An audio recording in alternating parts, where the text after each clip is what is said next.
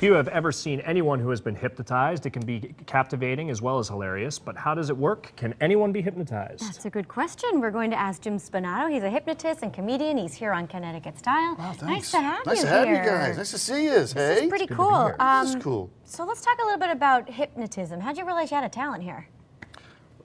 Well, it's not a talent, it's a learned talent. It's a learned talent, okay. Yeah, it is, yeah. I mean, you're not born with this stuff. I happen to be making my living as a magician, then I was the opening act for this hypnotist for several years, so I learned from him. I see. That's pretty cool. I went to your school. You did. I remember you were at Pomprog, you've been to UConn, the Gunnery, you've been everywhere. The Gunnery, I think somebody at the Gunnery was hypnotized that we might know. Once upon a time, a long time ago. So you have a lot of comedy in your show. This is a fun performance. Yeah, it's a comedy-based performance. People come up on stage and they get hypnotized, and we make them do silly, silly, harmless, crazy things. Yeah. I've seen the show. It's funny. It's fun. You saw the prep school version at the adult the version's Gunnery. different. The one at the casino might be different. Yeah, the one at comics is just a little bit different. But yeah, it's fun.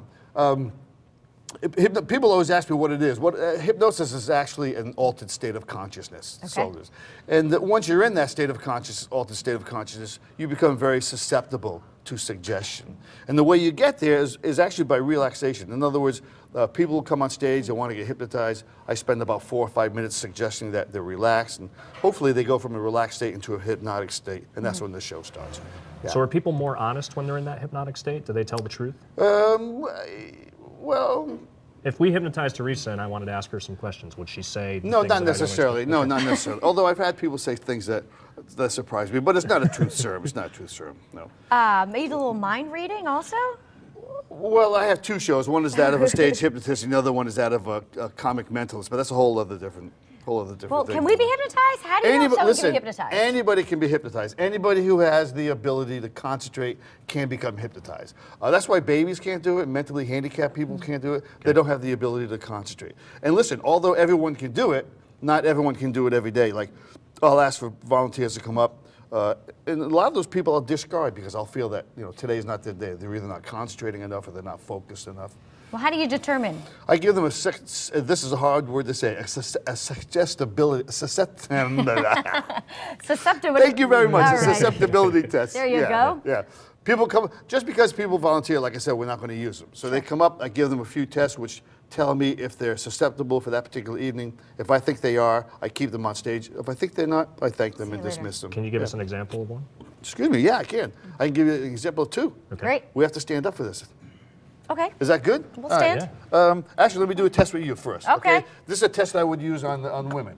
I'll ask you to step back, okay. place both feet together, extend both of your arms out, palm up, okay? Close your eyes and just listen. Here's what I want you to imagine. I want you to imagine, seriously now, resting in the palm of your left hand is like a 5,000-pound bowling ball. So as you feel the smoothness of that ball, as you feel the weight of it, you're going to feel your left arm begin to go down, down, down. Now imagine this. Imagine wrapped around your right wrist is a string, and attached to that string is a helium balloon. In your mind, as you see that balloon rising, you're going to feel your right hand begin to go higher and higher. As your left hand from the weight goes down, don't move your hands, just open your eyes, see how you did. So see, this is pretty good. Good. If she comes to comics, and this is how she reacts, I would use her. That's perfect. Wow. And now we're out of time, so I don't even get to be tested. Oh, but tell that's us, too now you bad. do Foxwood shows. I do Foxwood shows. There's a comedy club at Foxwoods, and I'm there twice a month. That's cool, huh? Yeah, that was pretty cool. I'm getting used to it. I do a different test for the guys, but. All right. Well, how do we find more information on you? My website, jimspinato.com. I have the dates for my for the comics appearances there. You know where I'm at as well. Are you familiar with Bar? Right on the corner. Yeah, in New Haven. We'll check you out there. Yeah, we're doing a monthly thing there too next month. Thanks so much for being here. Thank you.